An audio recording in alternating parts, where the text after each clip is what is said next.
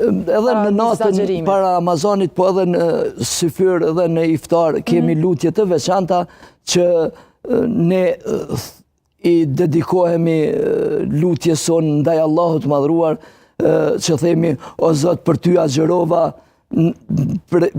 ti pra i e falës e dën faljen na falneve. Dhe për ty agjerova dhe për ty e kryva urdhrin të cilin ma ke urdhruar ti mua agjerimin, është larguar etja dhe uria dhe është plotësuar agjerimi. Këto janë lutje të veçanta të Ramazanit, por edhe çdo lutje tjetër që njeriu don ta bëj për veten e vet, për familjen e vet. Nuk ka ndonjë kufizim që duhet lutemi vetëm me këto 2-3 lutje dhe tjerat lutje të anashkalohen. Jo, përkundrazi, mund të lutemi për çdo gjë në jetë.